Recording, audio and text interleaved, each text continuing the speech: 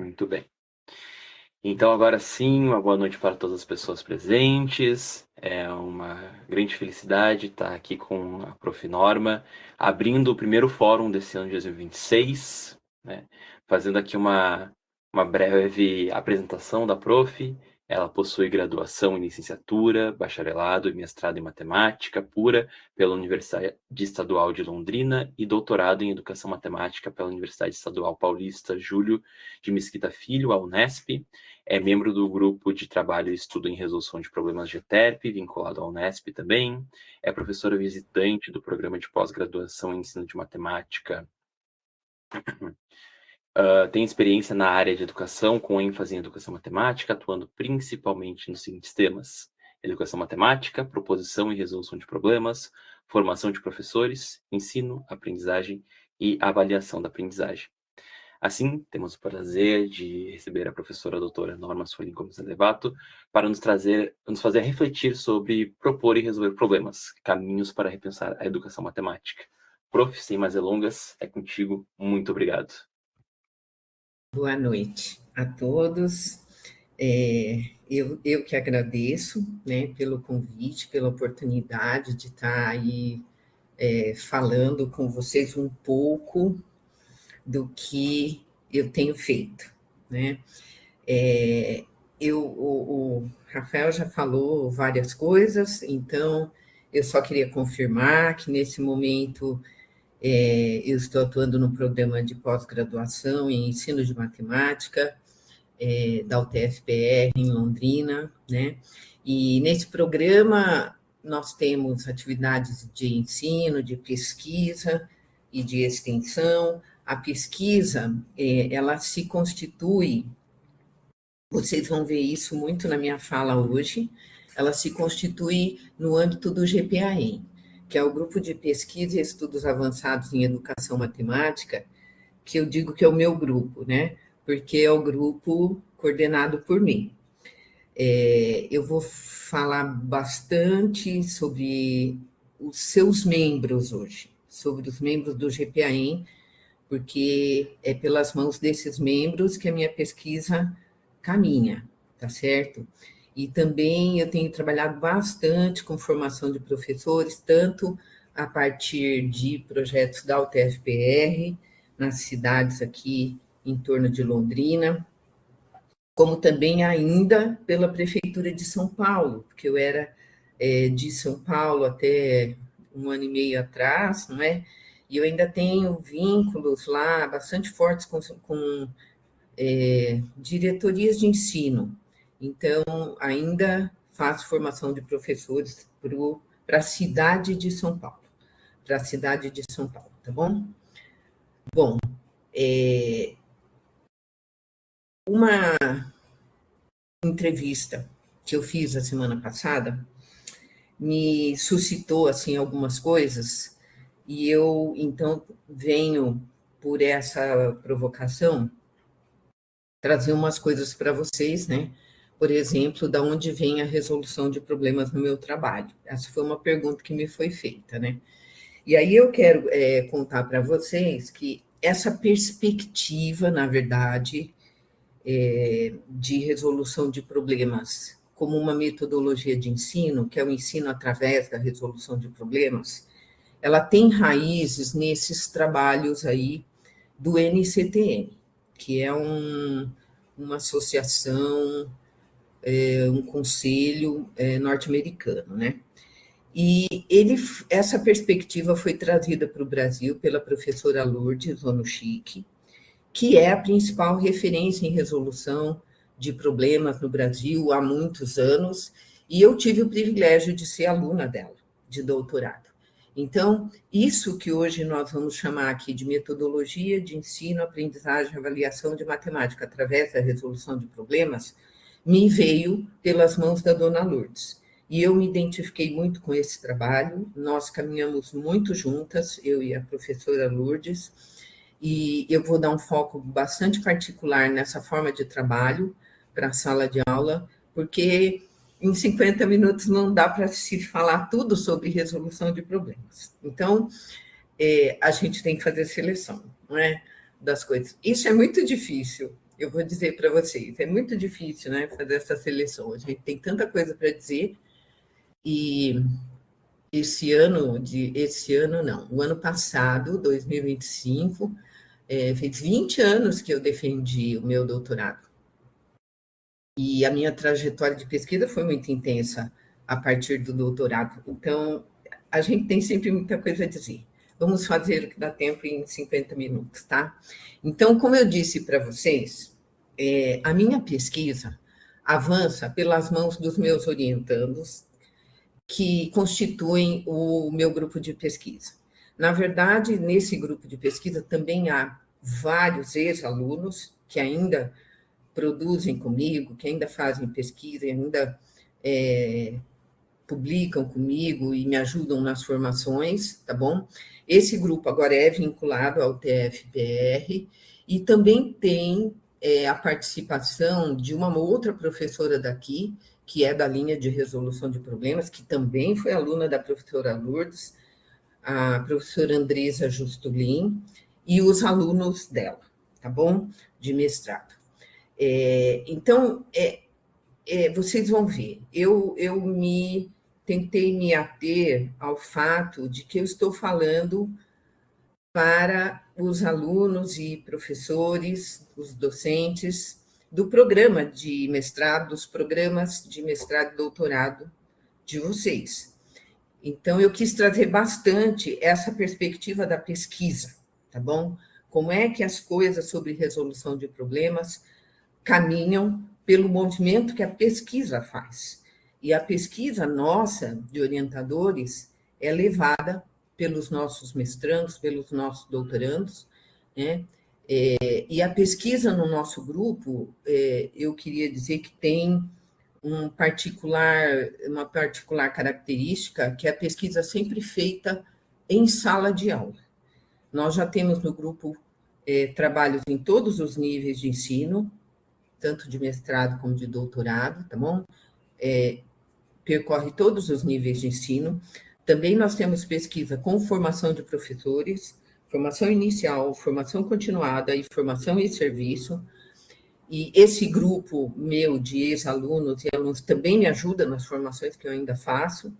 E agora, de uns 3 anos para cá, a gente tem também um Instagram que tem um movimento interessante e que a gente cuida bastante. Também é um trabalho importante que o grupo faz e mantém. Além disso, a resolução de problemas ela fica fortalecida na minha trajetória por um contexto atual trazido pela Base Nacional Comum Curricular. Já não tão jovem assim, né? Homologado em 2018, mas a base ela enfatiza muito a resolução de problemas.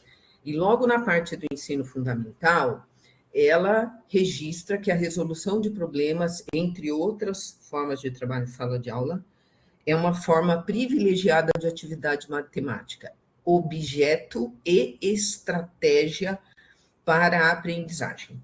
O que quer dizer isso? Ser objeto significa que nós temos que ensinar os nossos alunos a resolver problemas. Eles precisam ser resolvedores de problemas, né? E ser estratégia para a aprendizagem significa que os nossos alunos devem aprender matemática por meio da resolução de problemas. Bem, na BNCC, diferente dos PCN, dos finados PCNs, a gente tem agora uma particularidade que é a elaboração de problemas. Essa tabela que vocês estão vendo aí, 1x, 3x, 4x, isso significa uma vez, 3 vezes, 4 vezes, 5 vezes, e há um destaque ali no 7º ano. Nas habilidades enunciadas na BNCC, é possível contar este número de habilidades em cada ano em que consta elaboração e resolução de problemas, chegando a 10 habilidades no 7º ano. E se for uma coisa ou outra, elaboração ou resolução de problemas, esse número aumenta ainda expressivamente e chega a 15 habilidades no 7º ano e depois cai um pouquinho no 8º e 9º, não muito, né, de modo que a gente pode entender assim, como professores. Nós temos um compromisso de ajudar o nosso estudante numa trajetória crescente de desenvolvimento de habilidades com elaboração e resolução de problemas. Nós não estamos aqui para analisar a BNCC, né? Coisas boas, coisas ruins, mas isso é nítido, é explícito na BNCC. E não por acaso, porque a elaboração realmente é um aspecto recente ligado à resolução de problemas. E na parte do ensino médio da BNCC, ela vem com o nome de formulação e defendendo que a formulação de problemas amplia e aprofunda o significado dado à resolução de problemas. Até onde eu fui, nesse momento onde eu estou, eu quero concordar com isso totalmente, tá bom? Então, essa demanda atual do ensino fortalece a minha convicção de que esse tema de pesquisa que eu abracei é relevante atualmente no Brasil. Eu fiz uma consulta rápida à matriz de referência do Rio Grande do Sul e pensei algumas habilidades que constam no documento de vocês. E destaquei, com exceção do primeiro ano, porque, por alguma razão, a única parte que eu não consegui abrir do arquivo foi a do primeiro ano, né? Mas do segundo, terceiro, quarto, quinto, sexto, sétimo, oitavo, nono, em todas essas indicações da matriz de referência de vocês, eu encontrei essas habilidades. É delas que eu estou falando. Elas estão presentes na BNCC e os currículos locais e regionais foram ajustados em relação à BNCC, certo? Então, eles reforçam essa demanda de trabalho em sala de aula em todo o ensino fundamental e no ensino médio, tá certo? No Paraná aconteceu uma coisa curiosa.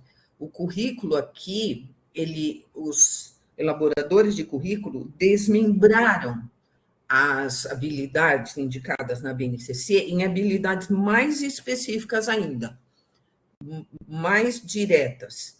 E o número de habilidades envolvendo resolução e elaboração de problemas é enorme no currículo aqui do Paraná. Enorme, tá bom? E no de vocês anda também por esse caminho aí. Muito bem. Vamos começar por fundamentos, coisas que eu gosto de chamar atenção. Quem já me viu falando em outras ocasiões, talvez tenha aí um revival, né? Vai ter uma reprise de algumas coisas, mas eu considero importante para aqueles que não ouviram ainda. Qual é a perspectiva de problema que eu assumo quando eu falo com vocês, né? Quando eu falo no meu trabalho, nas minhas pesquisas? Ela merece esse paralelo. O que é exercício e o que é problema? No âmbito da educação matemática, ou no âmbito do esporte, ou em outras áreas. Acho que vale a pena a gente refletir sobre isso. Eu vou mostrar duas figurinhas para vocês que ilustram um pouco onde é que eu estou querendo chegar, tá certo? Se vocês fossem listar algumas diferenças entre essas duas situações aí, né? Que aspectos poderiam ser apontados para diferenciar uma coisa da outra? Bom, eu vou antecipar aqui. No caso do exercício, repetição, pouca dificuldade, previsibilidade e pouco esforço. Esse trabalho ali de exercício, esse movimento parece assim bem tranquilo, não é? Parece bem tranquilo e muito semelhante para todos eles ali. Tem um na frente que serve de modelo e todos os outros repetem o que ele faz, né? Vocês devem ir transferindo isso para a sala de aula, ok? Quantas vezes isso pode acontecer. E no caso do problema, o que salta aos olhos ali, em primeiro lugar, é um obstáculo, não é? Uma dificuldade, e com isso aumenta bastante o grau de imprevisibilidade, de esforço necessário para trabalhar nesse problema, da necessidade de tomada de decisão, de raciocínio e até de criatividade. E a gente vê 4 sujeitos ali em momentos diferentes, em posições diferentes, com posturas diferentes, não é? Então, nós vamos por esse caminho quando eu falo em resolução de problemas para vocês. Eu não estou falando daquela situação em que o aluno repete um modelo previamente apresentado pelo professor, tá bom? Não estou falando dessa situação, estou falando de uma situação que desafia o aluno, que exige esforço dele, que exige raciocínio, tá certo? Que não é óbvia e que impõe um obstáculo de alguma natureza para resolver, né? E aí, bom, na sala de aula de matemática, embora muitas vezes a gente pergunte para os professores em formação, especialmente a formação continuada, eu trabalho, a gente pergunte para eles: vocês trabalham com resolução de problemas na sala de aula, né? E muitos dizem que não trabalham com resolução de problemas. Mas por quê? Porque não dá tempo, né? Então, eu penso que é para a gente pensar por que é importante trabalhar com resolução, qual é o objetivo que nós podemos ter, ou que a resolução de problemas contempla, quais são os objetivos em sala de aula de matemática, porque isso vai condicionar a abordagem de ensino desenvolvida pelo professor. Nesse quesito, eu, então, nesse momento, enxergo 3 possibilidades, 3 tipos de objetivo para a resolução de problemas em sala de aula. Objetivos de natureza formativa, né, que vão ao encontro da formação de atitudes, do desenvolvimento de atitudes, de competências, de desenvolvimento, o Jorge Polya dizia, desenvolve a inteligência, né? A resolução de problemas estimula o pensar, independente do conteúdo. Ela estimula o pensamento próprio da matemática, né? Mas que é são tipos de pensamento importantes. O pensamento matemático tem várias naturezas. Também a resolução de problemas pode ter o objetivo de aprendizagem matemática, como nós dissemos antes, de ser um veículo para o aluno construir conhecimento sobre as aplicações da matemática, sobre os conteúdos matemáticos curriculares que nós, como professores, temos que abordar em sala de aula, né? E até para aprofundar e desenvolver a compreensão matemática, compreensão de conceitos, de algoritmos, inclusive. E também a resolução de problemas pode se prestar como instrumento de avaliação. Na fala, hoje aqui, eu vou dar ênfase a essa segunda forma de nós vermos a resolução de problemas, ou seja, como um veículo para a aprendizagem matemática, tá bom? E quando eu faço essa opção, eu sou levada naturalmente a essa perspectiva de ensinar através da resolução de problemas, trazida para o Brasil pela professora Lourdes Onuchik, e que agora a gente considera como uma metodologia de ensino. Essa abreviatura ali no título, lembrando, significa metodologia de ensino, aprendizagem, avaliação de matemática através da resolução de problemas, né? E numa última versão de um texto produzido por mim e pela dona Lourdes, que é de 2021, nós sugerimos que essa forma de trabalho em sala de aula pode ser desenvolvida segundo essas 10 etapas, né?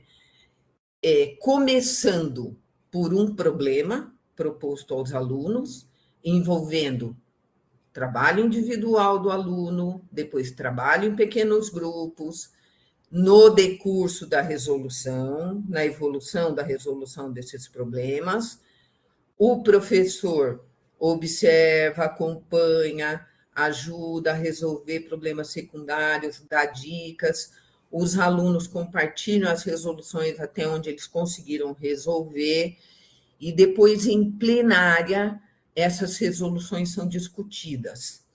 As certas, as erradas, as feitas por processos diferentes, até que se chegue a um consenso mínimo sobre a solução, se é que há solução do problema, mas um consenso sobre as resoluções, e só depois o professor formaliza o conteúdo que ele tinha em mente, que ele tinha como objetivo de aprendizagem para aquela aula, e que pode ser um conteúdo usado para resolver aquele problema inicial, chamado problema gerador. Depois disso, se pode continuar trabalhando com problemas, você pode retomar a proposição de problemas para consolidar a aprendizagem, para avaliar a aprendizagem, para ampliar a aprendizagem e para outras razões que a gente possa pensar. Isso muda em relação ao que habitualmente é feito, porque a aula começa com a proposição de um problema, e não com o professor apresentando o conteúdo. A apresentação do conteúdo pelo professor está aqui, ó, na 9ª etapa. Depois que o aluno já pensou, já trabalhou em dupla, já discutiu em trios, em duplas, em plenária, já trabalhou muito no problema, é que o professor formaliza um conteúdo que pode ser útil para resolver aquele problema. Essa forma de trabalho, ela está apresentada com relativo cuidado nesse livro, que a gente chama de livro verdinho, no grupo da Dona Lourdes, no meu grupo, na escola constituída pela professora Lourdes, a gente tem um carinho muito especial por esse livro, tá bom? E ele tem agora, eu gosto de mostrar essa tela, porque ele tem uma versão atual, organizada a partir da estrutura da BNCC para os conteúdos curriculares, e essa versão de 2021 tem também um capítulo sobre avaliação associada à resolução de problemas como metodologia de ensino. Então, ela está numa forma bem melhorada em relação à de 2014, tá bom? Na capinha, a diferença é essa bolinha aqui, ó, que diz que está reorganizada a partir da BNCC. Essa forma de trabalho se estrutura em 6 pilares, que eu gosto de dizer, 6 fundamentos.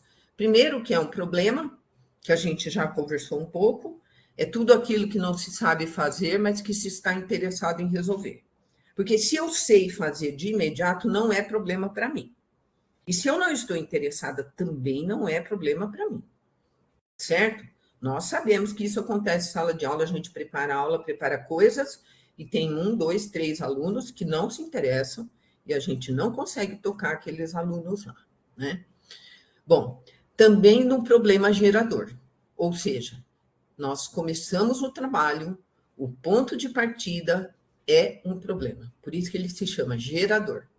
E ele orienta todo aquele processo até a formalização do conteúdo. Ele não é só um ponto de partida e fica esquecido depois.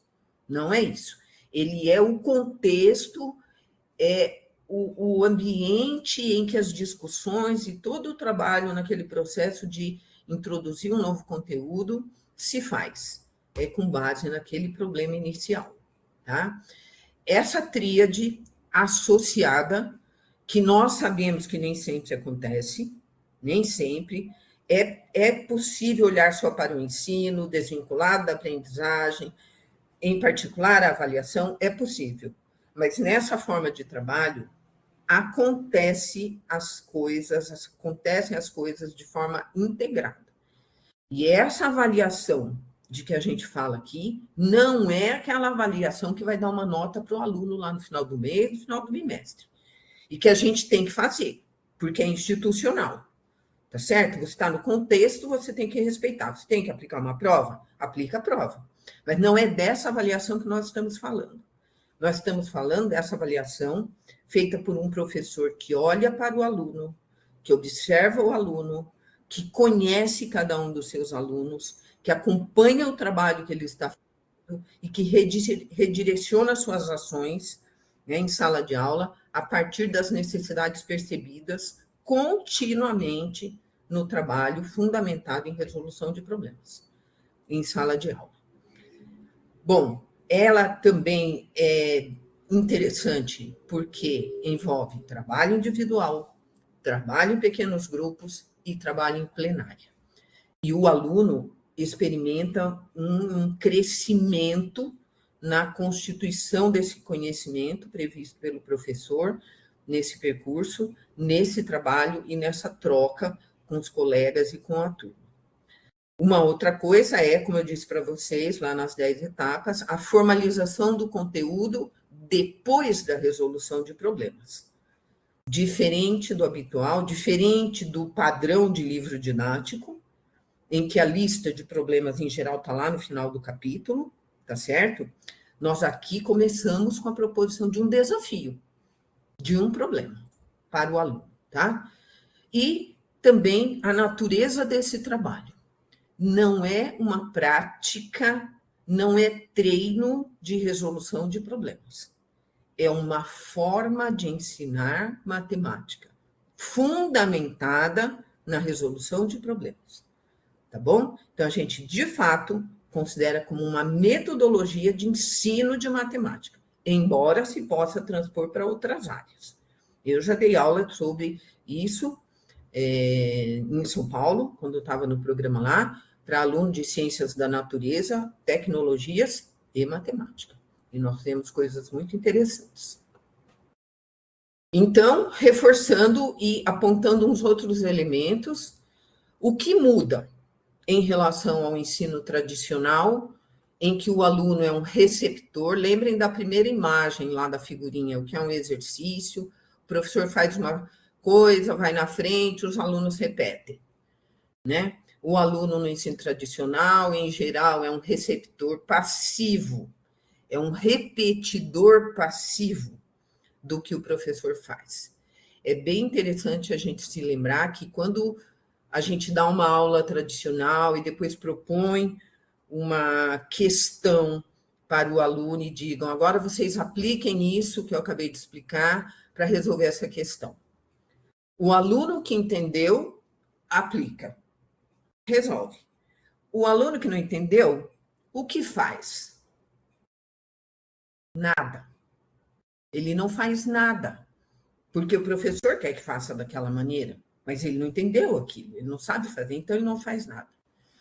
Né? Então, são coisas assim que a gente deve ir pensando. É uma abordagem mais fechada de ensino, mais delimitada, para formas específicas de estratégia, de trabalho com matemática. Tem uma abordagem seletiva, sempre tem alguém que aprende, de qualquer maneira, sempre tem. Mas tem muitos que não aprendem dessa maneira, né? E tem também uma natureza conteudista.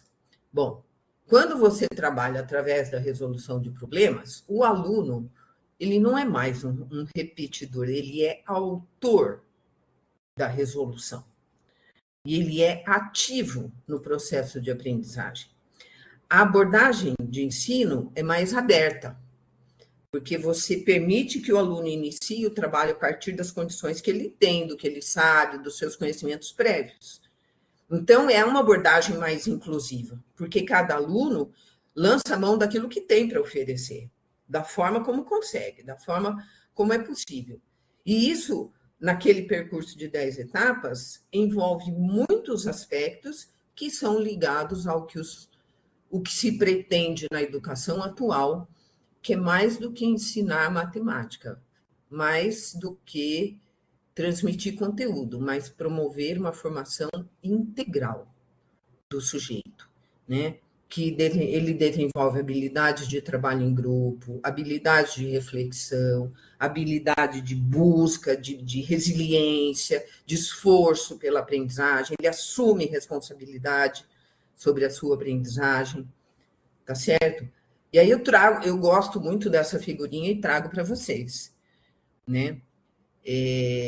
Observem o que sai da cabeça da professora e o que ela faz com o que sai da cabecinha dos alunos com essa tesourinha que ela tem na mão, tá certo? Não é disso que nós estamos falando, tá bom?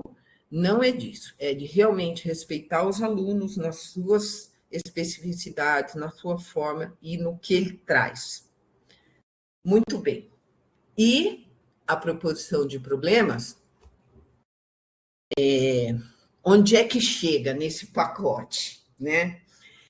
Como eu disse para vocês, eu vou falar bastante de alunos, ex-alunos, que são essas pessoas que constroem a pesquisa que eu faço, que constroem o caminho por onde eu ando, né? Eles abrem as trilhas, sabe? E me obrigam a andar com eles, né? Esse aluno fez uma pesquisa com o trabalho através da resolução de problemas com estudantes de 5º ano de uma escola comunitária rural no Espírito Santo, tá bom? Ele defendeu o trabalho em 2020. Vamos nos lembrar que a BNCC foi homologada em 2018. Então, em 2018, meu grupo foi muito provocado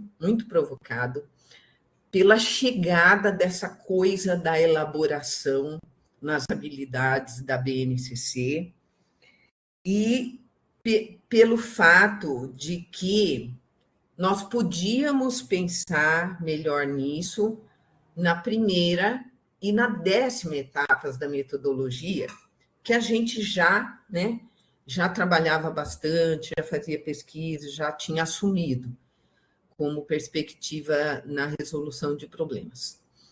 E o CIDMAR, então, provocado por essa demanda curricular no Brasil, ele introduziu na pesquisa que ele desenvolveu com as crianças, após percorrer essas etapas aqui, ele introduziu a 10ª etapa, levando atividades para os estudantes elaborarem problemas. Porque essa é a perspectiva da BNCC. É a elaboração de problemas pelos estudantes, ok? Então, ele introduziu na 10ª etapa atividades assim, que pedia para os estudantes de 5º ano criarem problemas, elaborarem problemas. Ele chamou de elaboração em consonância com a base, que também chama de elaboração de problemas essa atividade, tá bom? E nos resultados aí da tese dele, esse foi um trabalho de doutorado, né? Ele, de fato, concluiu que a proposição de novos problemas pelos estudantes pode ganhar bastante importância na metodologia de ensino, aprendizagem e avaliação de matemática através da resolução de problemas. Ele viu muito potencial nisso, tá bom? Ele percebeu nas crianças de 5º ano, nos estudantes de 5º ano, que há uma experiência emocional, uma relação especial que se constitui do aluno com a resolução de problemas nesse tipo de atividade e, consequentemente, com a matemática, que, em geral, não é uma boa relação, né? Em muitos casos, não é uma boa relação do estudante com a matemática, mas ele ficou assim um pouco frustrado, porque os estudantes criaram problemas simples, muito simples, envolvendo as 4 operações fundamentais e não muito mais do que isso, tá bom? Bom, mas também houve, junto com ele, uma outra aluna, chamada Edna Mataruco Duarte, que nesse momento, bem junto com a Sidmar, ela também defendeu em 2020, estava fazendo uma pesquisa em que os estudantes de um curso de tecnologia em desenvolvimento de jogos digitais desenvolviam um jogo educacional digital envolvendo lógica proposicional. E, em princípio, a concepção da pesquisa dela era de que o desenvolvimento do jogo por esses estudantes era o problema a ser resolvido. E ela ia caminhar pela aprendizagem a partir deste problema a ser resolvido. Desenvolver um jogo educacional, matemático, envolvendo lógica proposicional. Tá certo? Mas também entrou em 2018, com a pesquisa dela em andamento, essa coisa, os estudos do grupo sobre elaboração de problemas e tudo, e ela foi sendo convertida na leitura do trabalho dela para o fato de que o que os alunos dela estavam fazendo quando desenvolviam o jogo era criar problemas. Eles tinham que criar as etapas do jogo, né? Eles tinham que criar as questões do jogo, as fases. E isso gerava, na verdade, um movimento desses estudantes de criar problemas. Eles estavam criando problemas de lógica proposicional.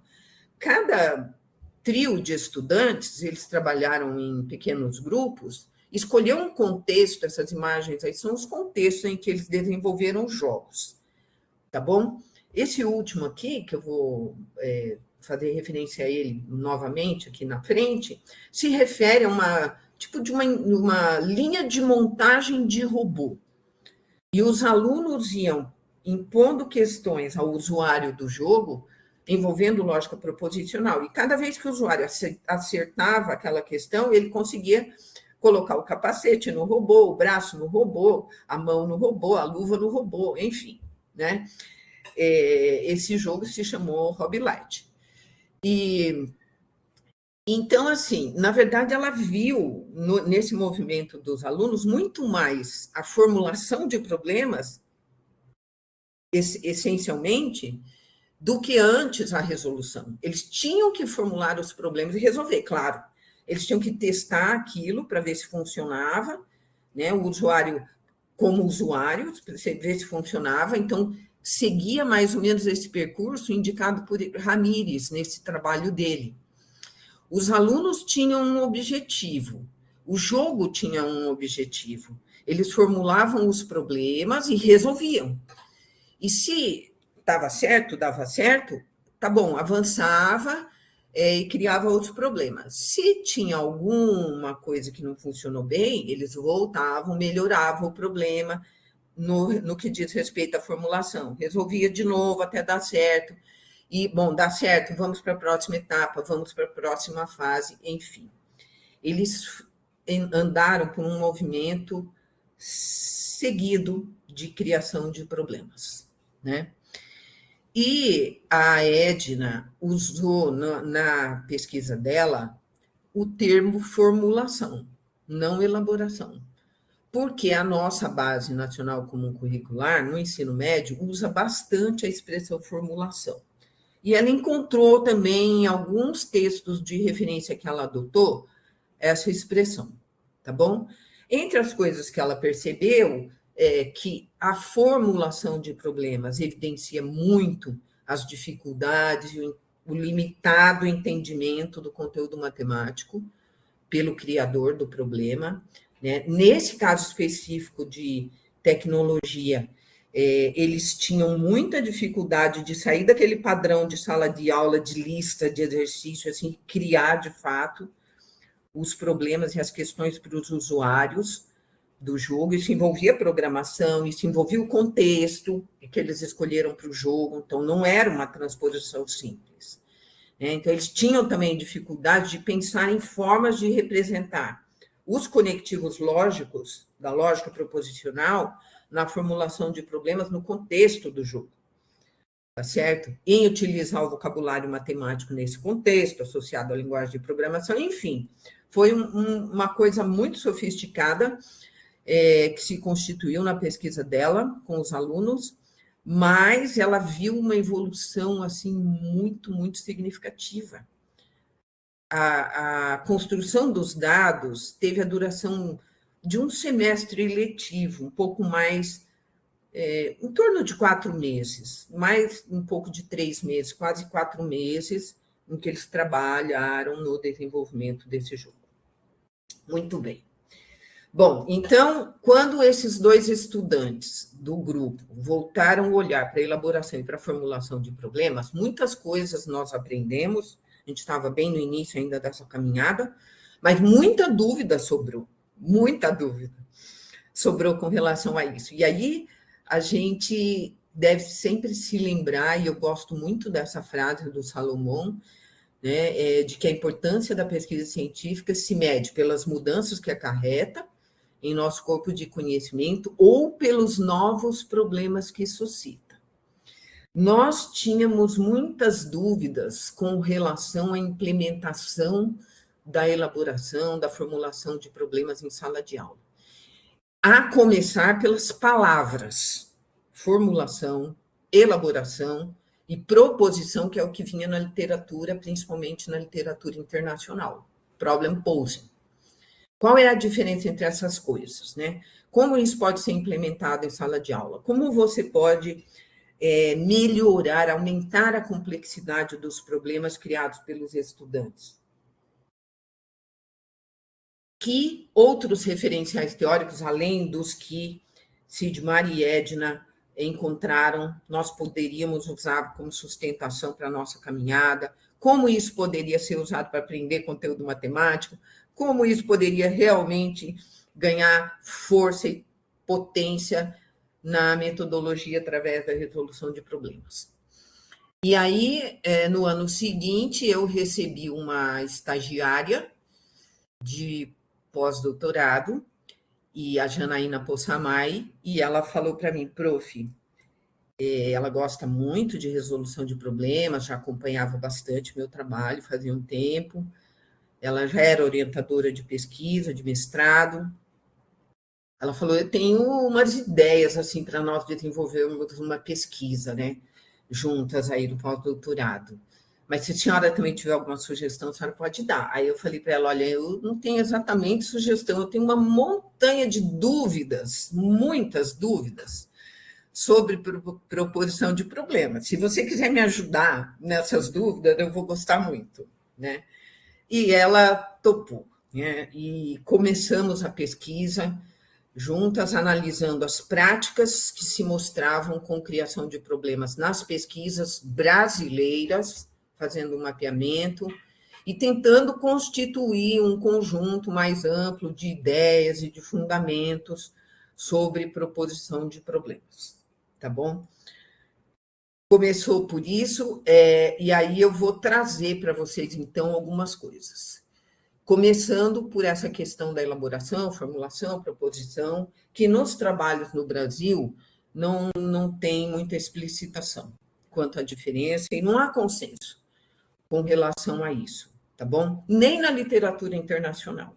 Mas nós adotamos um corpo de referências que eu vou mostrar para vocês agora, entre eles este Jim Fakai, né? Ele considera que propor problemas, por exemplo, é modificar ou reformular problemas existentes já. Você pode dar um problema para o aluno, pedir para ele reformular, isso é propor problemas. E que os professores, em sala de aula, têm que gerar situações para que os estudantes proponham problemas. Isso não é uma coisa que acontece naturalmente, tá bom? Uma outra referência de Edward Silver, que já é anterior, 1994, nos chama a atenção quando ele diz que a formulação representa um aspecto do processo de proposição. E pode ocorrer quando o objetivo não é só a resolução, mas a criação de um problema. Isso nos leva a entender que a proposição tem uma amplitude maior e que envolve a formulação e que envolve a criação. Nós estamos entendendo não só dessa citação, mas obviamente do trabalho todo, que a gente pode adotar essa perspectiva, né? E, finalmente, mais um trabalho de Kai, junto com Zhang, que diz que a proposição de problemas matemáticos é o processo de formular e expressar um problema dentro do domínio da matemática. Portanto, em síntese, formulação não nos parece ser a mesma coisa que proposição. A proposição envolve a criação de problemas, envolve a apresentação do problema a um potencial resolvedor. E a partir de um conjunto de sócios aí teóricos, né, eu e Janaína, atualmente, adotamos a seguinte construção a respeito disso. A proposição de problemas envolve a criação de um problema e a sua apresentação a um potencial resolvedor. No momento da criação, há dois aspectos importantes a serem considerados, que é o movimento das ideias, o pensar no momento da criação e o representar o problema, que é a elaboração, o registro, tá bom? Então, há um movimento de pensamento e registro na criação, e tendo criado o problema, ele é apresentado a um potencial resolvedor. Isto é proposição de problemas para nós, pelo estudante.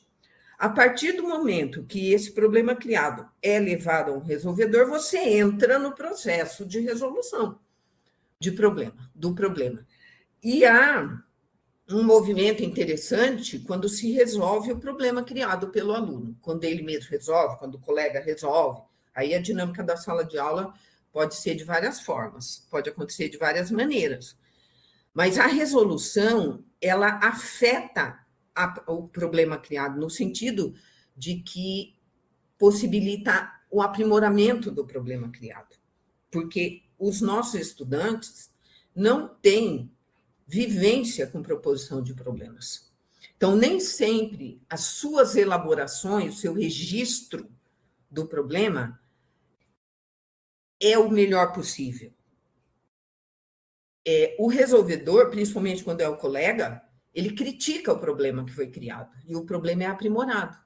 E aí resolve de novo. Então, há uma alimentação no sentido de que a proposição de problemas ela caminha, então amplia e aprofunda o significado dado à resolução de problemas, como disse a BNCC. E a resolução também afeta a proposição, no sentido do aprimoramento, tá bom?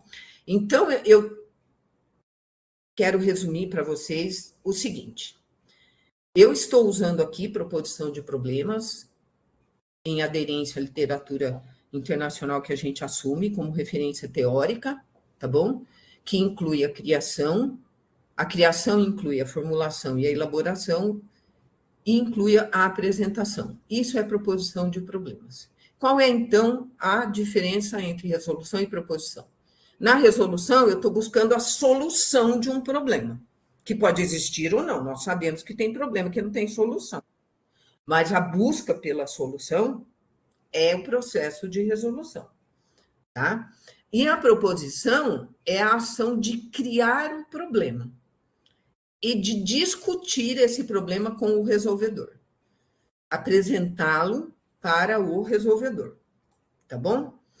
No Brasil, nessa busca inicial que nós fizemos de práticas aí envolvendo essa temática, nós encontramos esses pesquisadores, aqui eu incluí a Edna, que foi essa aluna que trabalhou com os alunos do desenvolvimento de jogos, tá? E, internacionalmente, nós temos um time de craques envolvendo proposição de problemas, tá? Na Austrália, no Canadá, na China, em Israel. Nós já temos, inclusive, felicidade de ter contato com vários desses pesquisadores, esse Boris Koichu de Israel. O líder desse movimento na pesquisa internacional é Jim Fakai, dos Estados Unidos. Na verdade, ele é chileno, radicado nos Estados Unidos. Ele ainda escreve muito com Frank Lester Jr., Edward Silver. Esses nomes vocês vão encontrar muito nos nossos trabalhos atualmente, e alguns outros. Mas naquele momento inicial e agora nós temos como alicerce os trabalhos desses pesquisadores aí, tá? Bom, e como é que nós, então, organizamos a forma de trabalhar com proposição de problemas em sala de aula? Nós constituímos as atividades de proposição de problemas com dois elementos: o elemento disparador e o prompt, que a gente fala, tá? O elemento disparador é uma coisa que o professor fornece ao aluno, que pode ter várias naturezas, que dá a ele um contexto, uma temática, uma direção para o problema que você quer que ele crie, né? E o prompt tem o sentido usual de prompt na tecnologia e em outras áreas do conhecimento. É um comando, é o momento em que você diz para o aluno criar o problema e que tipo de problema é para ele criar. Então, um elemento disparador pode ser uma imagem, pode ser um conteúdo matemático, cria um problema envolvendo função trigonométrica, cria um problema envolvendo proporcionalidade, tá? Pode ser um tema de interesse dos estudantes, pode ser uma dificuldade que você tem em mente e que você quer que o aluno envolva naquele problema que ele vai criar. Pode ser um enunciado de um problema, pode ser uma pergunta para ele modificar a pergunta ou criar um problema que tem aquela pergunta. Pode ser uma resposta para ele criar qual é a pergunta que tem aquela resposta. Pode ser uma tabela, uma expressão matemática, e pode ser até um outro problema. Como o Jim Fakai disse, a reformulação é uma proposição de problemas. Então, você pode pedir para o aluno alterar a pergunta, alterar os dados do enunciado, alterar o conteúdo. E o prompt pode ter também vários tipos. Por exemplo, crie um problema fácil, crie um problema difícil, crie um problema fácil e um difícil, crie um problema que você não saiba resolver.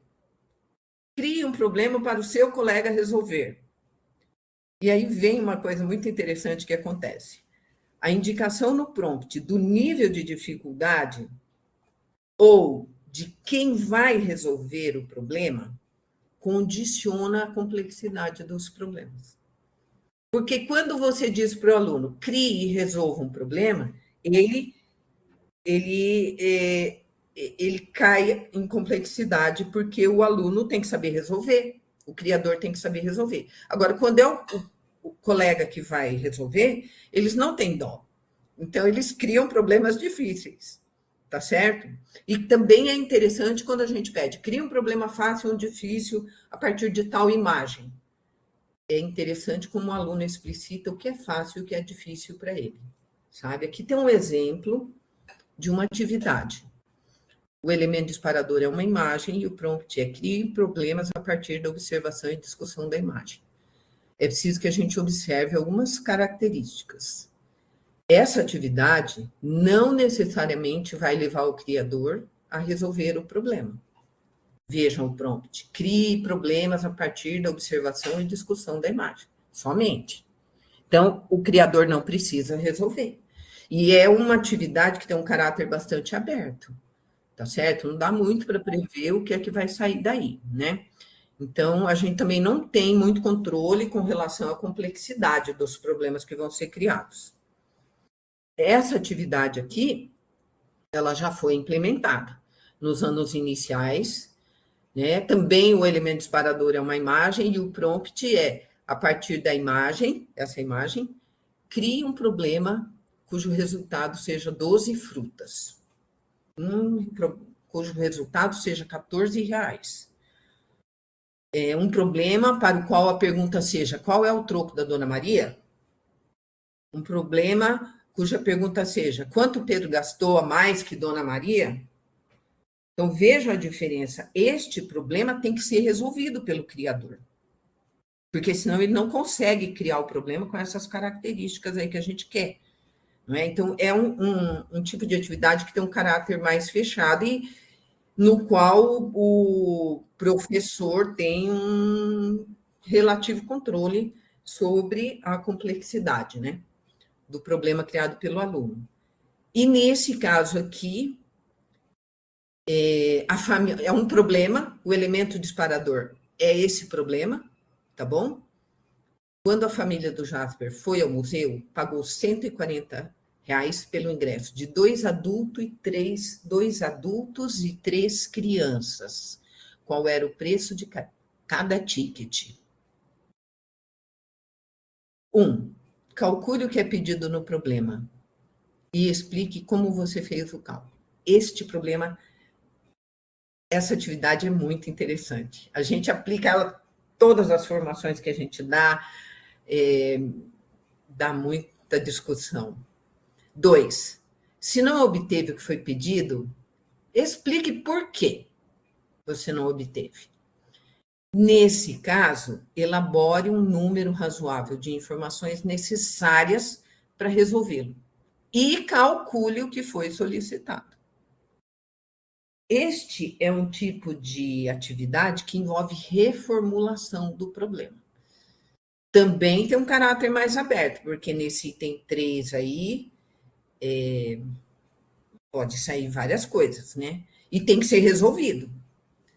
Tem que ser resolvido porque está sendo pedido para que seja resolvido. Há um relativo controle sobre a complexidade, tá?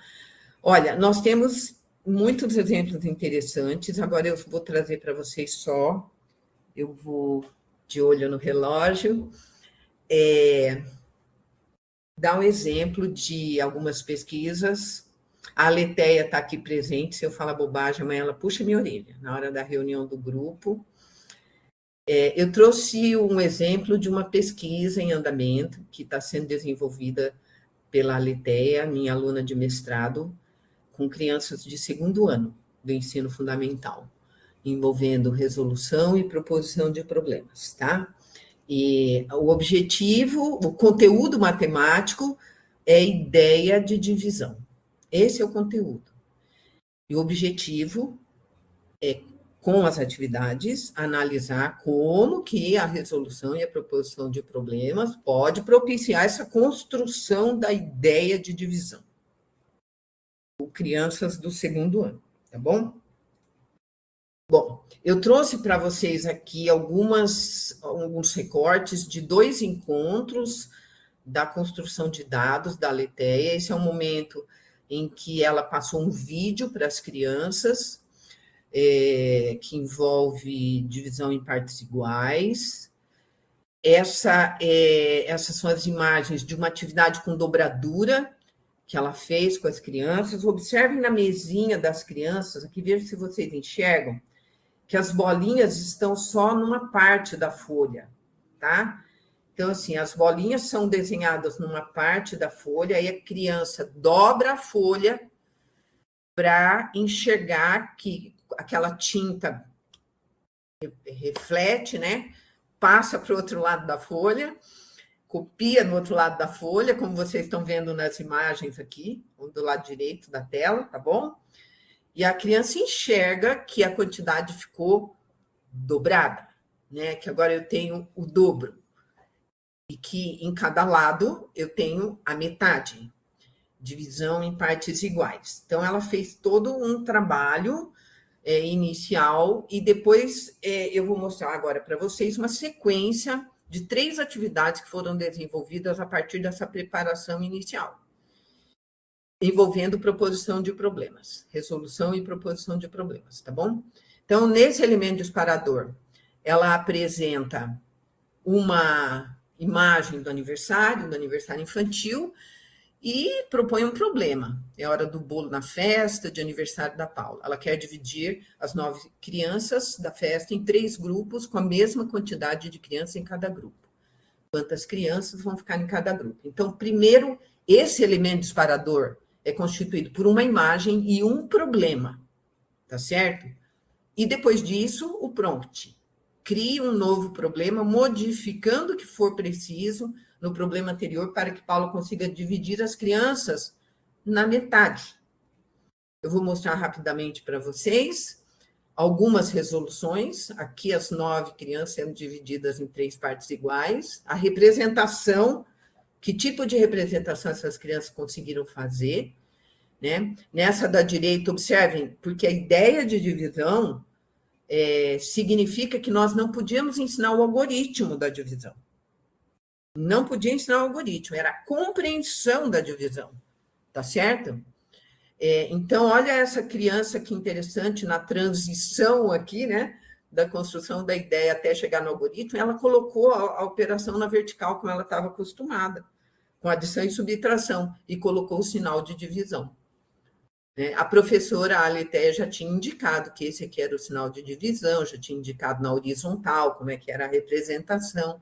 Então, aqui a criança mostra, né, que dividir em 3 partes iguais sugere soma de parcelas iguais, representa com o símbolo de divisão e monta a conta na vertical, né, para dividir. E aqui os problemas que foram criados. Então, muda o problema para que possa ser dividido na metade. Uma deixou 8 crianças, mudou a quantidade.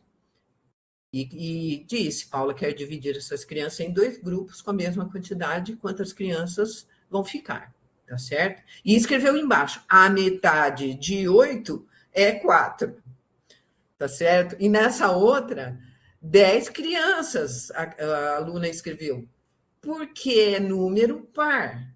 Então, quando foi pedido lá para que possa ser dividido na metade, ela logo se lembrou do número par e passou a contar 10 crianças na festa, tá bom? E resposta, 5 crianças.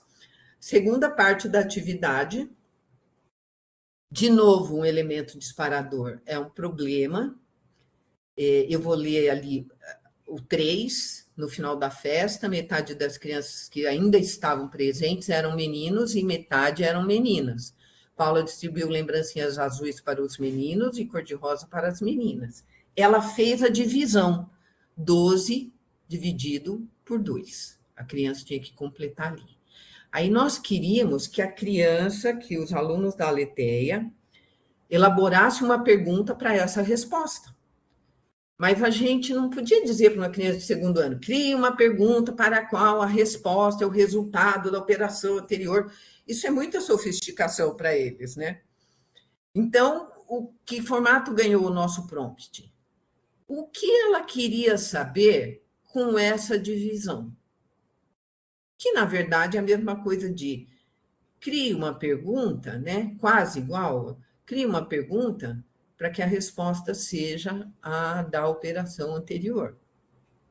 O que ela queria saber com essa divisão? E aí, eu vou já direto para cá. Ela precisava saber quantas meninas e meninos tinham para dar presentes para cada criança, né? E na resolução da direita ali, 6 para lá, 6 para cá, né? Ela queria dividir um grupo de meninas e um grupo de meninos para distribuir as lembrancinhas. Então, e finalmente, a última atividade da sequência, o bolo de aniversário da Paula é enfeitado com gominhas coloridas. Veja a figura do bolo. Quantas gominhas você acha que foram usadas para contornar todo o bolo? Isso envolve estimativa. E nós tínhamos a intuição de que as crianças iam falar, eu estou vendo só como tem parte da frente, parte de trás, então isso está relacionado com metade, enfim, né? E nós acertamos na mosca. Nós antecipamos essa raciocínio das crianças, né? E elas responderam, pensei assim, contei 2 vezes, porque tem atrás também. nada é feito pela metade. Olha, ela vem carregando agora todos os conceitos que a gente queria construir, de metade, de terça parte, de divisão em partes iguais, e de que a metade significa que eu multiplicar por 2 volta para o inteiro, como está escrito na resolução da direita, né? Tinha um bolo e ele tinha 8 gomas de um lado, e eu multipliquei por 2 e escreveu embaixo, 8 mais 8 igual a 16. Tá bom? Então, assim, isso são crianças, se vocês observem, elas não estão nem alfabetizadas direito ainda, né? E elas fizeram coisas muito interessantes. Essa pesquisa da Graciela também foi nos anos iniciais, essa está concluída. A Graciela aplicou com crianças do 5º ano do ensino fundamental. O objetivo era consolidar as aprendizagens sobre as 4 operações, mas uma criança criou um problema envolvendo medidas de capacidade. E a Graciela, isso acontece na proposição de problemas. Eles vão além do que a gente prevê.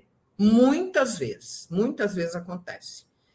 E a Graciela usou, então, esse problema como gerador e trabalhou com medidas de capacidade com aquelas crianças para resolver, né?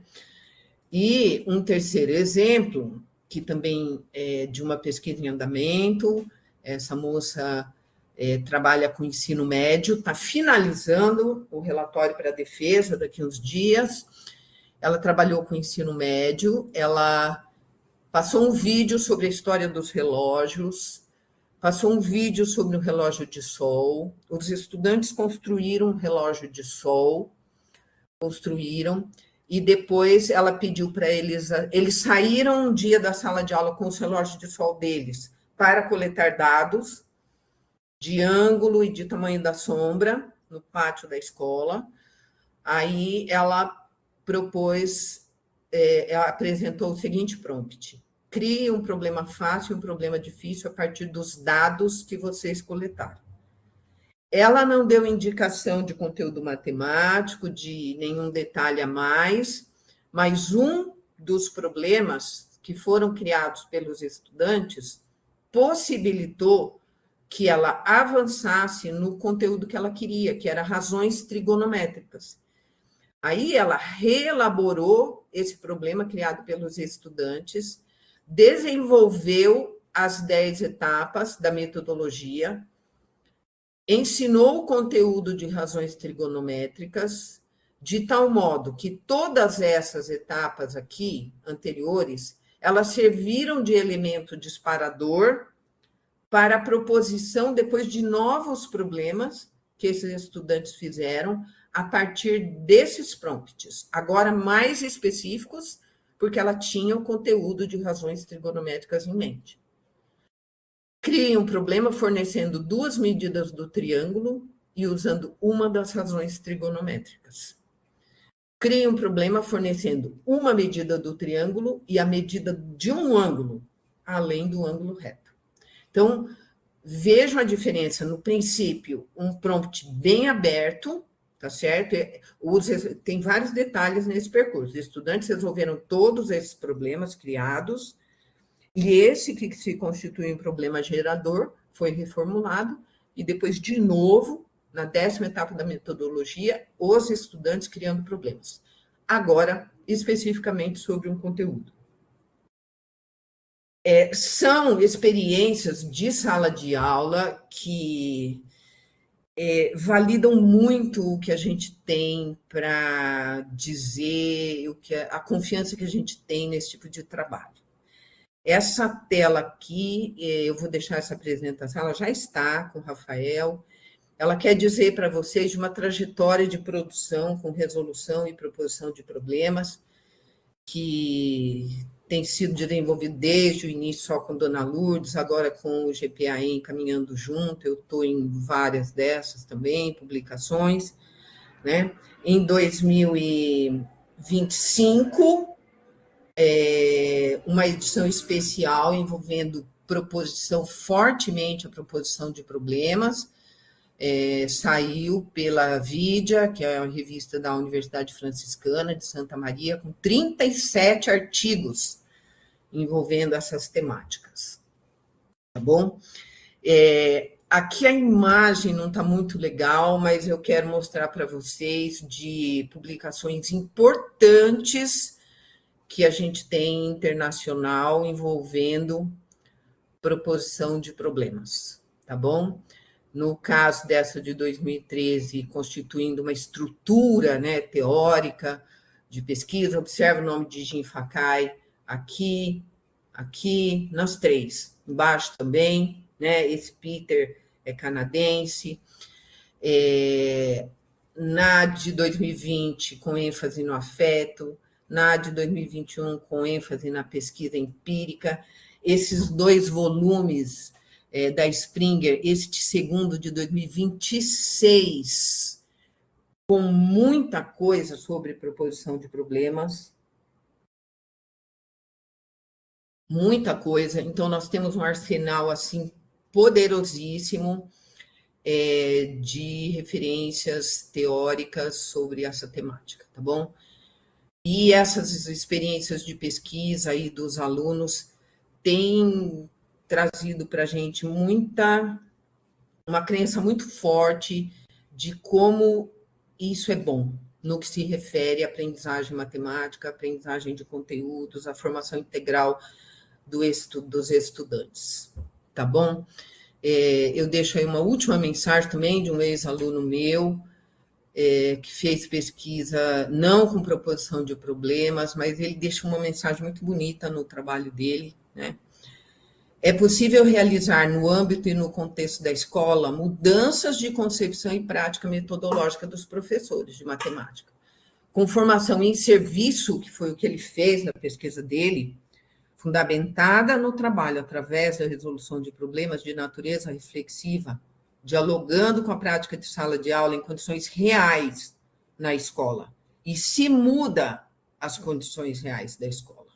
Muda a sala de aula, muda a escola, tá? Quero de novo chamar a atenção para vocês, não é dessa tesourinha que eu estou falando, ok? Não é dessa, é daquele trabalho mais criativo, mais aberto, mais respeitoso, mais inclusivo e mais ousado que o professor pode fazer em sala de aula, tá bom?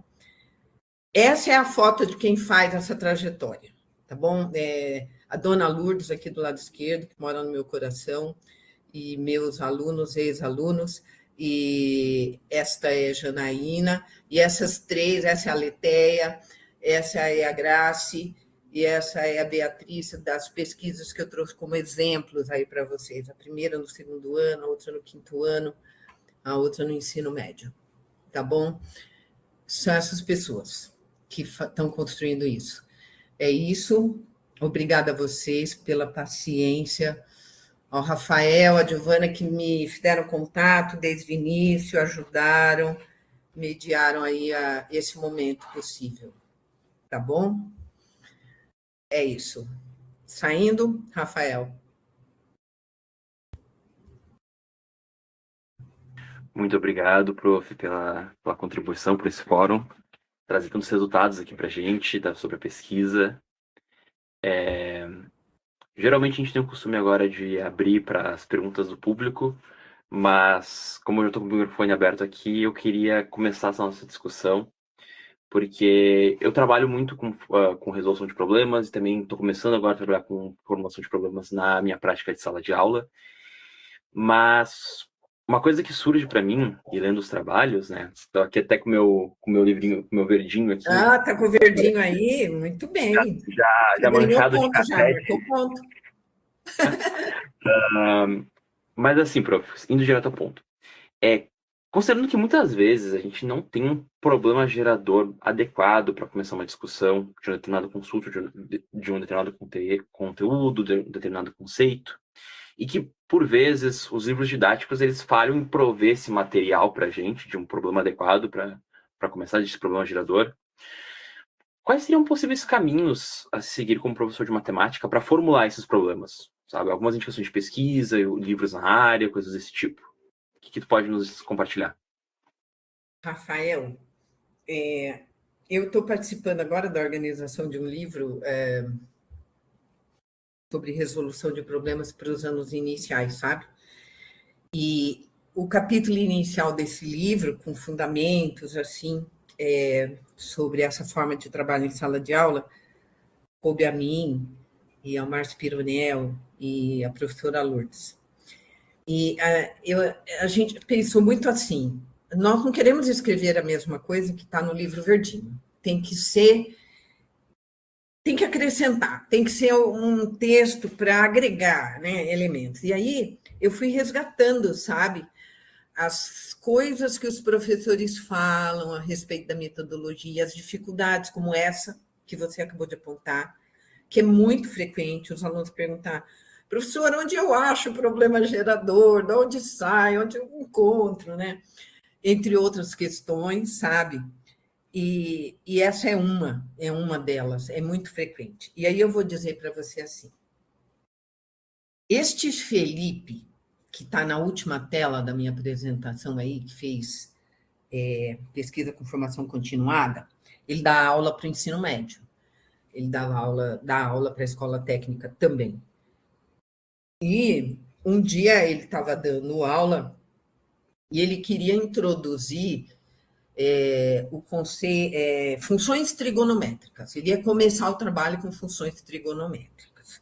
E aí ele pôs algumas questões na lousa envolvendo razões trigonométricas no triângulo retângulo, para resgatar algumas coisas que os alunos já sabiam e partir dali, né, e ir avançando e introduzir o conceito de função trigonométrica. E um aluno perguntou para ele: professor Felipe, quanto é mesmo seno de 135 graus?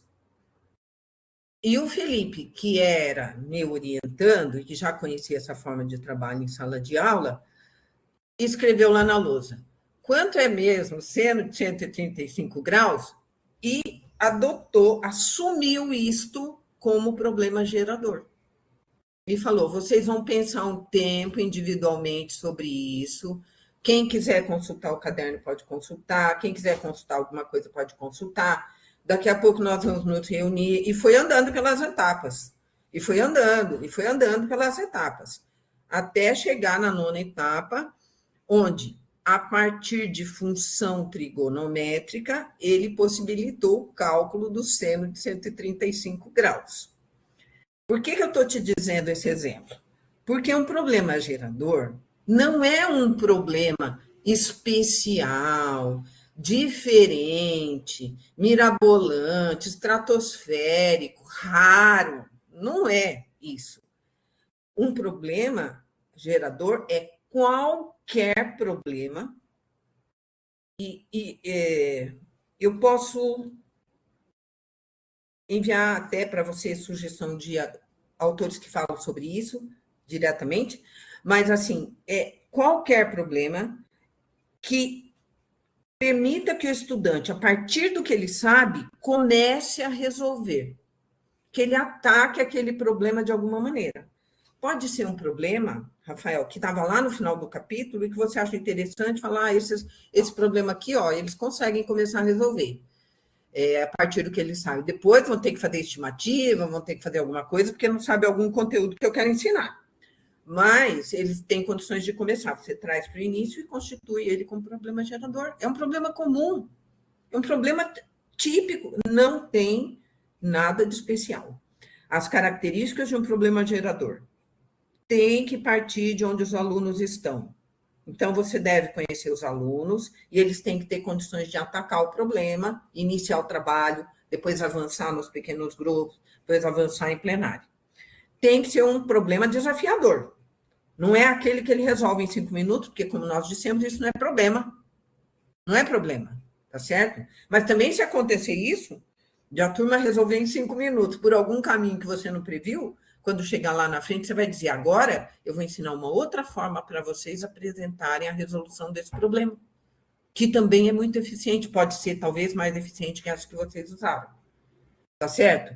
Então, assim, não tem que ficar pensando: é um problema raro, não é. Esses, eu sou muito favorável, Rafael, que a gente use o material que as redes têm. O livro didático, o material produzido pelas redes e adapte. Esses problemas que nós constituímos aí com a Aletheia, nós tiramos do material didático da escola onde ela trabalha.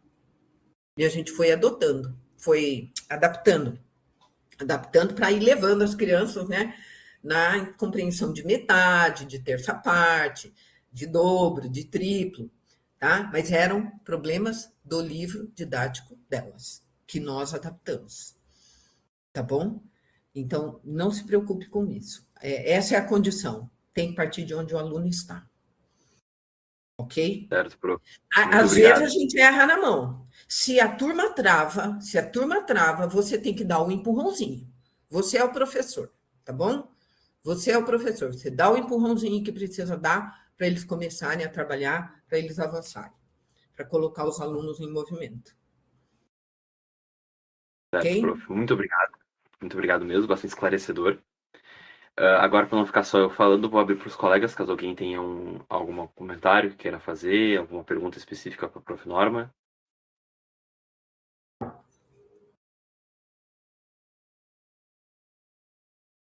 Posso fazer, então?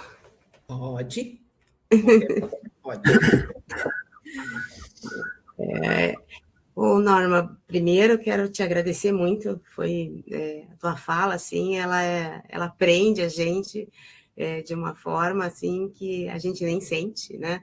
É uma fala muito boa, muito inspiradora também, com muito conteúdo, muito fundamentada, né? Então, quero te agradecer muito. E queria te perguntar sobre experiências com a resolução de problemas e com a proposição de problemas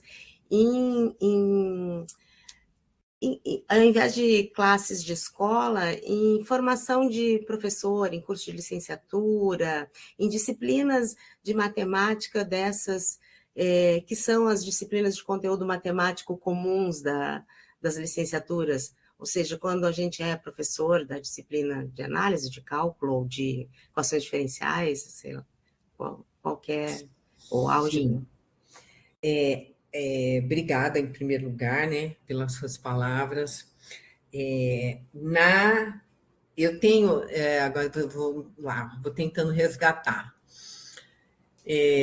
Talvez quatro trabalhos orientados envolvendo formação de professores.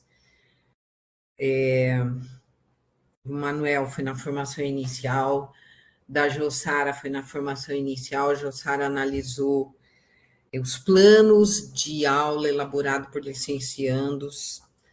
Ela realizou uma formação com os estudantes e depois propôs que eles elaborassem planos de aula e foi acompanhando essa elaboração e depois analisou esses planos de aula que eles criaram, de aulas fundamentadas em resolução de problemas, né? Do Felipe foi formação em serviço, ele era diretor de escola e também implementou essa formação dentro da escola dele, com professores não só de matemática, inclusive, e tem a tese do Fábio, com formação continuada nos anos iniciais, cada um tem uma característica diferente, tá bom? Mas então, com formação inicial, foram duas. Uma que trabalhou com a metodologia de ensino, aprendizagem e avaliação de matemática através da resolução de problemas, do Manuel Costa, e é a Jossara, que também trabalhou com isso, mas foi analisando os planos, como é que os alunos planejam, os licenciandos planejam essas aulas, etc. Tá?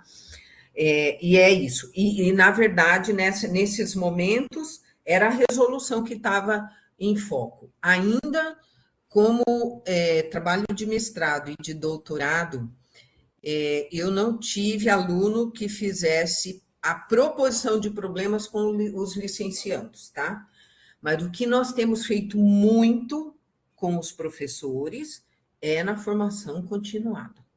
E tem dado muitos bons resultados, né? No nosso projeto, financiado pelo CNPq, nós temos uma formação para professores o ano passado, e envolveu professores do Brasil inteiro. literalmente. Tem desde o Maranhão até o Rio Grande do Sul, né? E nessa formação, que foi essencialmente sobre proposição de problemas, porque o projeto é sobre isso, os professores planejaram uma aula sob a nossa orientação, eles fizeram um plano, eles trouxeram para discutir conosco, eles implementaram essa aula ou essas aulas, demorou mais do que uma aula em geral, as práticas que eles planejaram. Aí eles apresentaram essa implementação de novo no grupo de formação de professores e produziram um relato escrito, que nós estamos chamando de casos de ensino, também inspirados num dos textos desses teóricos aí que a gente adotou, tá? Casos de ensino. E agora vai sair também um livro com 19 relatos de casos de ensino desses professores, em todos os níveis de ensino, tá? Mas são professores em formação continuada.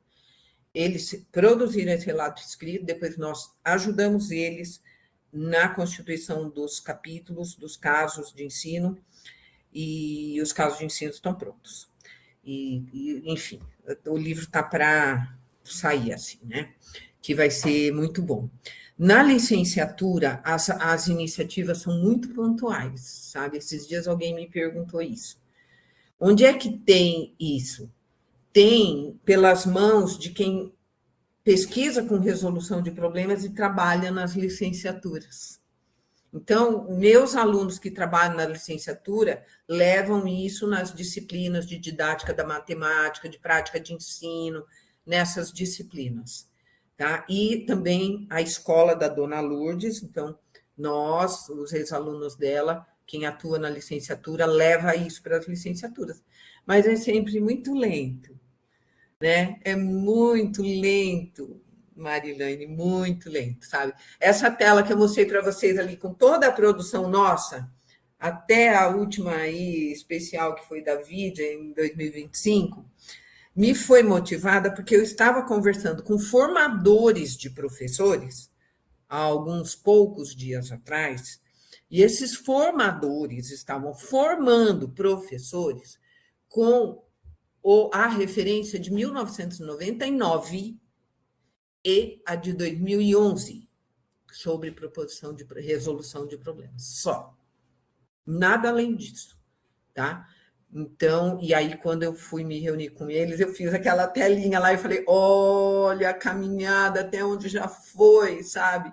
E vamos avançar nisso, né? Mas as coisas são bem lentas nisso, né? Bem lentas. De vez em quando, um ou outro aluno meu que trabalha na rede de ensino fala: olha, prof, eles tiram a foto.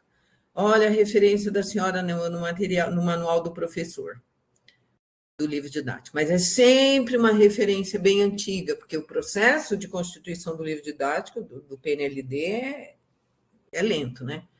Ele já sai defasado, né? Quando ele já sai 4, 5 anos atrás.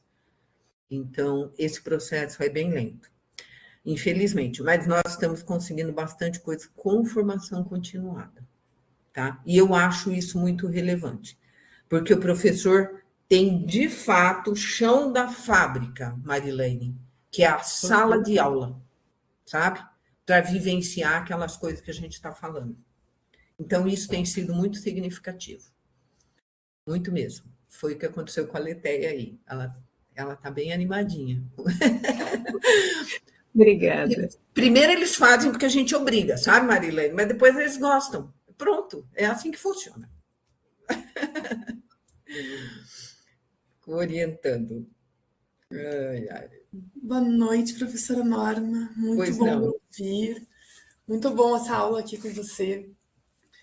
Eu já tinha aprendido, né? A gente estuda resolução de problemas, né, durante a licenciatura, mas ouvir sobre a parte de proposição de problemas, aprofundar mais essas temáticas, foi muito boa nessa noite. Tá? Hoje eu estou como mediadora, então eu vou ler um pouco os comentários e as perguntas que estão ali no chat, Tá bom. para também poder ir respondendo. Ok. A Luciane pergunta se já houve algum trabalho que utilizou como disparador ou gerador algum problema histórico. E o Wanderson Alves, não, pera, em cima pulei o João. E o João Soares pergunta, por curiosidade, se essa metodologia poderia ser aplicada em turmas mais avançadas, como no ensino superior. Aí eu imagino que ele esteja falando do ensino de matemática do ensino superior. Você já tem alguma pesquisa nesse sentido também? Aí a gente tem outras duas, mas aí eu acho que a gente responde essas e depois eu leio as outras. Essa pessoa que perguntou dos problemas históricos, como que é o nome dela? A Luciane. Alciane, no meu pacote, sabe assim, no meu pacote de produções não tem, não. Não tem. Nos nossos trabalhos ainda não teve, tá? Mas eu não vejo impedimento algum. Não vejo impedimento algum de usar como problema gerador. A gente sempre gosta de lembrar, né, que, na verdade, a matemática mesmo, a história da matemática, a constituição da matemática se fez e se faz ainda hoje a partir da busca pela solução de alguns problemas matemáticos.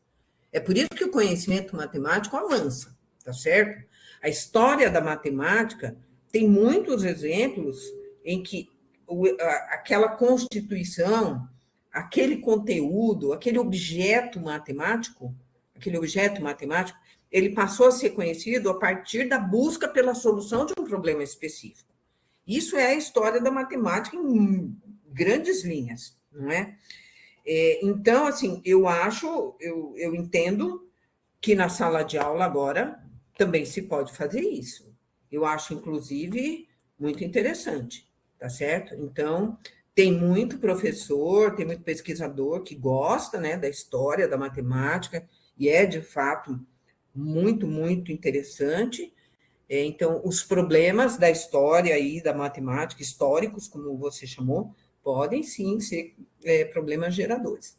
Vale sempre considerar aquilo que eu falei para o Rafael, um problema que considere o que os seus alunos já têm, que possibilite que seus alunos partam de onde eles estão, das ferramentas que eles já têm, na caixinha deles de ferramentas, né? Tem um autor de um texto aí também que eu gosto muito de ler, que ele fala: o conhecimento matemático que a gente tem é como uma caixinha de ferramentas. Em cada momento, você vai lá e pega a ferramenta apropriada para atacar determinado problema, né? E vai chegar num certo ponto, você vai precisar de uma ferramenta nova, talvez você tenha que adquirir uma ferramenta nova, uma nova forma de usar aquela ferramenta, tá? Mas os problemas históricos podem, sim. Então, tem que ter esse cuidado, né, de atacar a partir do que os alunos têm para oferecer, né? Eu sempre gosto de dizer, os professores, em geral, têm um discurso muito frequente de dizer assim: meus alunos não sabem tal coisa, meus alunos não sabem tal conteúdo, não sabe. Até o dia, sabe, Marilene, que a gente dá aula de cálculo 1, cálculo 2, cálculo 3, cálculo 4, e aí chega em cálculo 2, o aluno não sabe fazer determinada derivada. Foi a professora Norma que deu o cálculo 1 para eles. Aí eu vou falar mal de quem nessa hora? Tá certo? E assim né?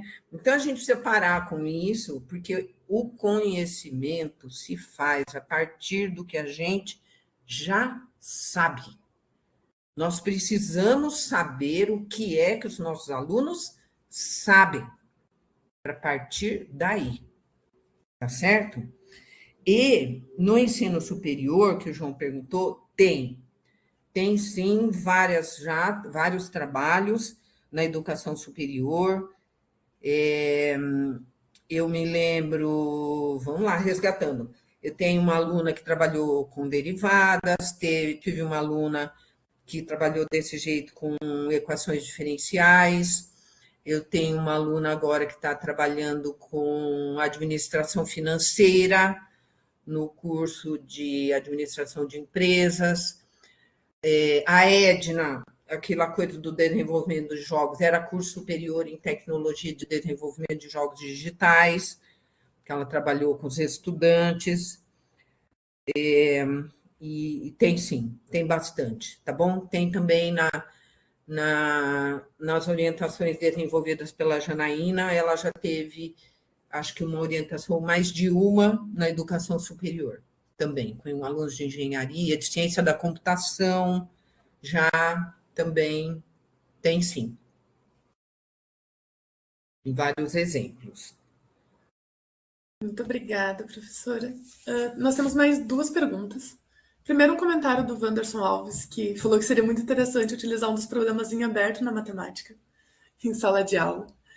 E 2 perguntas. A Júlia comenta o seguinte: boa noite, professora Norma. Minha pergunta tem relação com o uso das tecnologias digitais dentro da metodologia de ensino, aprendizagem e avaliação, através da resolução de problemas. Como que as tecnologias digitais podem se situar dentro dessa metodologia? E como que a tecnologia pode auxiliar nesses processos de resolução e proposição de problemas? As tecnologias são sempre muito bem-vindas, tá bom? De qualquer natureza, qualquer recurso é muito bem-vindo, tá bom? Inclusive, a gente tem defendido muito assim, nessa entrevista que eu fiz para o município de São Paulo, né? A moça me perguntou, professora, o que você acha de associar os kits acho que se chama kits de experiência pedagógica, agora me foge o nome.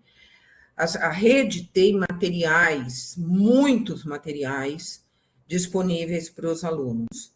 Jogos, dados, caixa de matemática, bloco lógico, material Quesiner, material dourado, balança, trena, quando vai avançando nos níveis de ensino médio, trena comum, trena eletrônica, nível eletrônico, pensa um arsenal de materiais, assim, além dessas tecnologias que a gente chama de tecnologias, que são as do computador, né?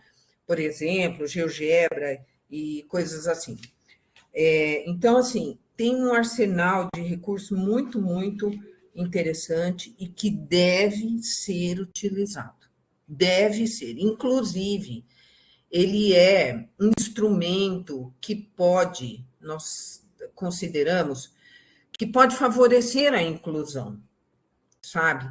Na experiência que a Aletheia realizou com as crianças de 2º ano, nós deixamos disponíveis material de contagem, tampinha, palitinho, assim, mas nós não demos para todos os alunos.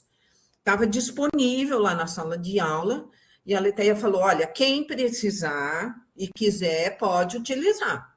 E aí a criança que queria ia lá, buscava o material para utilizar. E teve algumas que utilizavam e outras que não precisaram, tá certo? Então, assim, você favorece a situação de que todos os alunos, mesmo até, talvez, aqueles que têm alguma necessidade específica ou especial, tenham um recurso adicional para ajudá-lo e possa trabalhar no mesmo problema que os outros, tá certo?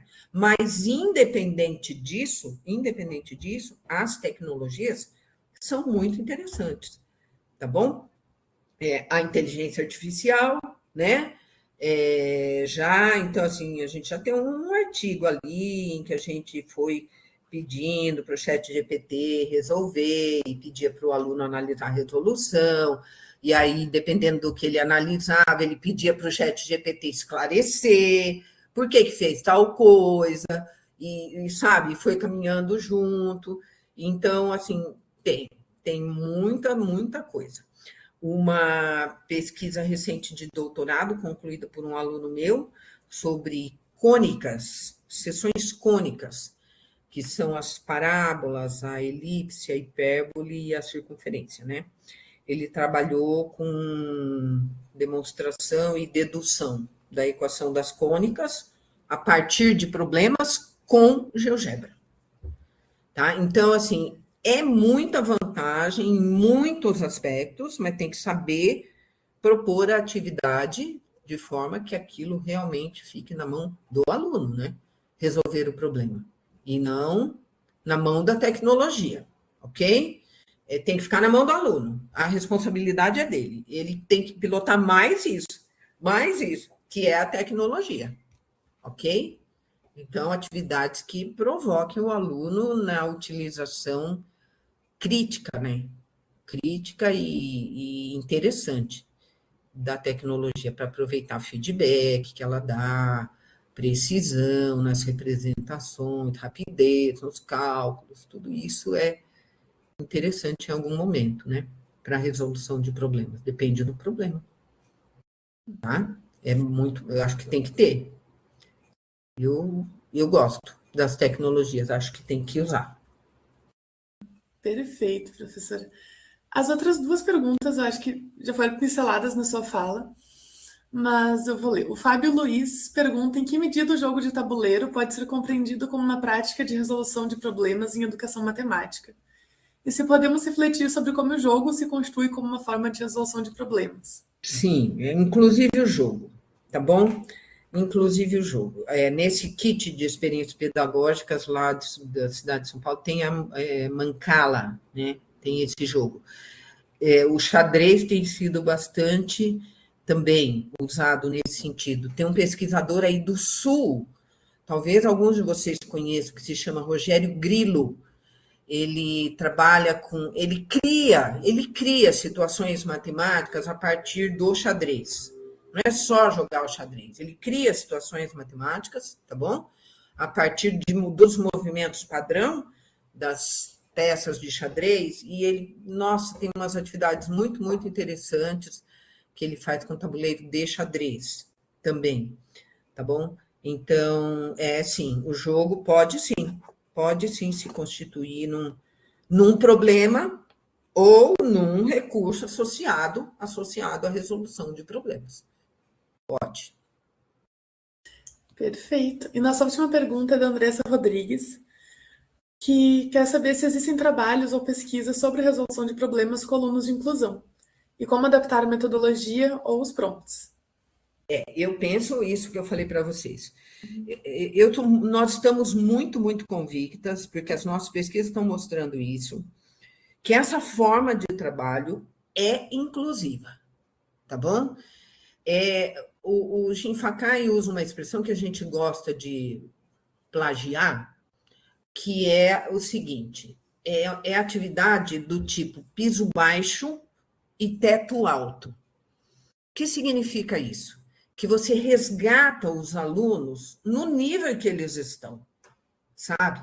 Porque você parte e dá oportunidade a ele de fazer o que ele sabe, ele se reúne com o colega, avança um pouquinho, ajudado pelo colega, avança na resolução, depois vai para a plenária discutir, e lá no final todo mundo chega no mesmo lugar. Chega pelas mãos do professor na formalização e na proposição de novos problemas. A proposição de problemas, em particular, é uma coisa muito pessoal, sabe? A gente se esforça tanto e ouve tanto falar, tem que trazer o contexto, principalmente nos anos iniciais, né, no ensino fundamental, tem que trazer o contexto dos alunos para a sala de aula. Quando você deixa os estudantes proporem problemas, eles trazem o contexto deles para os problemas que eles criam. Eles trazem a profissão do pai, o melhor amigo, o nome do cachorrinho, o nome do brinquedo que ele mais gosta, o nome da mãe, a profissão da mãe. Você não precisa fazer esse esforço. E cada aluno traz o seu contexto para a sala de aula. E eles se sentem, de fato, autores daquilo, sabe? E qualquer estudante pense assim, nós poderíamos dizer, grosso modo, qualquer estudante pode criar um problema. Alguns criam um problema mais simples, outros criam problemas mais sofisticados, tá certo? Mas quando você troca os problemas na sala de aula e resolve, e alguns deixa para resolver em casa, outros que são mais sofisticados você resolve com eles, implementa dinâmicas de sala de aula, todos eles estão juntos nisso, tá certo? E aí a gente se surpreende, sabe? Porque aqueles alunos que eram isolados e que não conseguiam fazer quase nada, se envolvem nas atividades.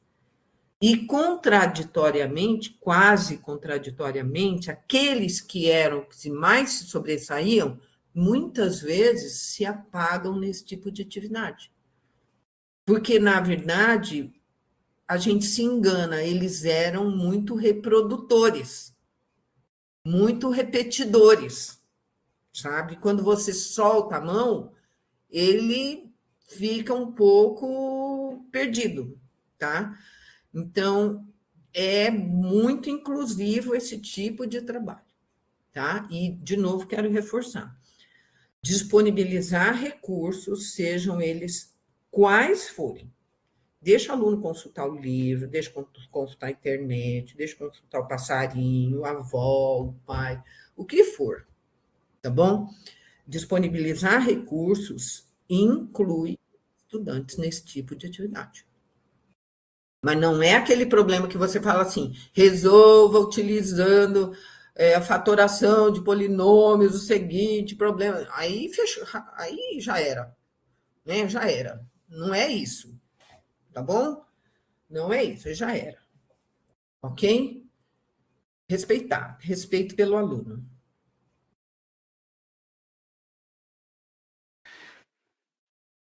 Certo, prof. Muito obrigado pelas contribuições, por essa noite maravilhosa, por ter trazido essa aula com tanta informação para a gente. Obrigado pelos colegas que participaram. Prof. Maurício acabou de levantar a mão, pode falar, prof. Oi, Norma, querida. O Maurício vai falar que não é para usar tecnologia, né, Maurício? Imagina. Se eu falo mal da tecnologia aqui, ó, eu não posso falar isso, é por causa do Maurício aqui que eu falei aquela resposta lá.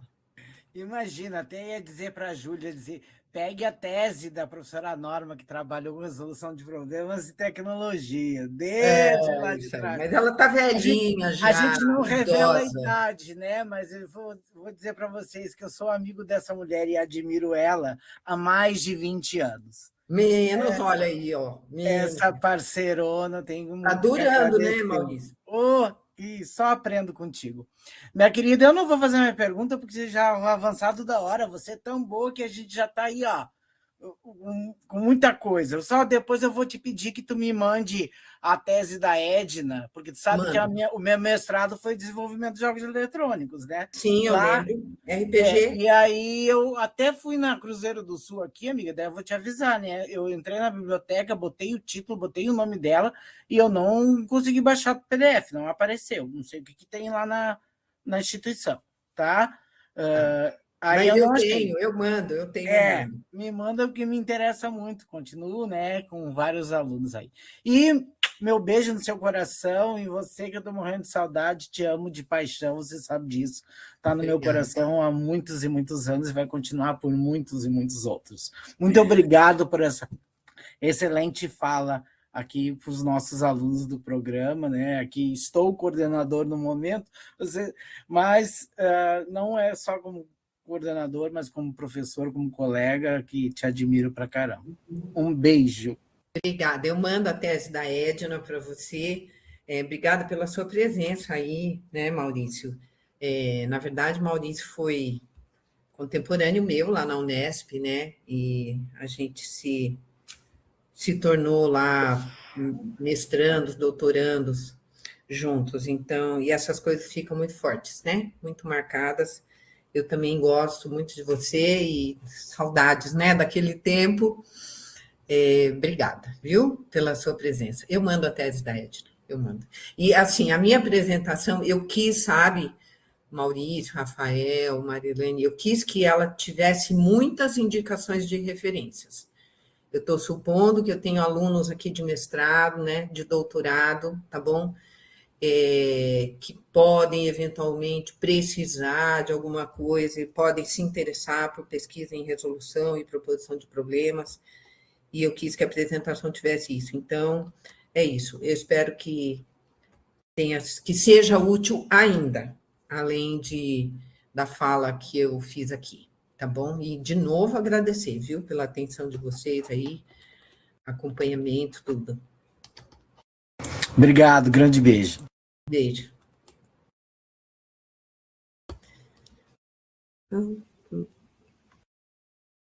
Obrigada, Norma, muito obrigada. Foi, como eu falei antes, nossa, uma honra enorme para o programa abrir os fóruns de 2026 contigo. Tá? Obrigada. Então, vou deixar para o Rafael ou para a Raíssa fazerem o encerramento. Certo, prof. Muito obrigado por ter aceitado esse nosso convite. De novo, muito obrigado por ter aberto essa temporada de fóruns agora. Gostaria de deixar aqui esse momentinho, caso tu quisesse fazer alguma divulgação das redes sociais, do teu grupo. Eu sei que já foi feito um pouquinho lá no início, mas se quiser dar uma reforçada para o pessoal. E só tenho a agradecer por estar aqui presente com nós essa noite. Muito obrigado. Eu que agradeço. Uma honra para mim também, tá bom? Eu vou sugerir que vocês deem uma olhadinha lá no Instagram, @resproblemas, tem umas coisas bem interessantes lá, de vez em quando a gente manda notícias das ações que a gente faz, das atividades que a gente faz, tá bom? Então, dá uma olhadinha lá é isso, @resproblemas. Isso mesmo, Marilene. E é isso. Muito obrigada pela atenção e contem comigo, né? Se precisar de alguma coisa, aqui a gente dá uma pincelada assim em tudo, mas a produção com proposição de problemas tem sido bem já significativa, tá bom? Isso está no meu Lattes, está no Lattes da Janaína também, que está trabalhando comigo nisso. Então, vocês podem dar uma olhada lá, já tem umas coisas bem bacanas para vocês conhecerem melhor, tá bom? Muito obrigada, viu? Obrigada mesmo. Norma, só para avisar, tá? Essa tua gravação vai para o YouTube do programa, a gente divulga, a gente pega esses vídeos, né, essa palestra para dar aula, né, em alguns momentos, a gente resgata, então pode indicar para os teus alunos também, precisa escutar aquela palestra vai ser boa para você. Isso. Então, isso. Muito obrigada. Manda o link para mim quando já estiver lá, tá bom? Disponível. Beleza. Rafael e Raíssa vão estar encarregados disso. Beleza. Obrigada, gente. Muito obrigada. Antônio Sérgio, ex-aluno, outro ex-aluno.